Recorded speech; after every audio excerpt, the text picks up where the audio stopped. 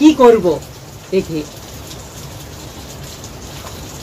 অনেকক্ষণ পর যিশু চিন্তা করে করে বলল যে তোমাদের মধ্যে যে কখনো পাপ করেনি সে প্রথমে এসে পাথর মারবে। যে কখনো পাপ করেনি সে প্রথমে এসে এই পাথরটি সে আগে হাতে নেবে, তারপর সে মারবে। যিশুর এই কথা শুনে আবার সেই স্ত্রীলোক তিনি কাঁপছে, ভয় পাচ্ছে, তার চোখে জল বার হয়ে গেছে। সে আবার সে ভয় নিয়ে সে যিশুর পা জড়িয়ে ধরেছে খুব জোরে। আর যিশু আবার তার হাত রাখলো, হাত ছাড়িয়ে দিয়ে আবার সে হাত সরিয়ে দিল যিশু। কারণ সে খুঁজছে মুক্তি,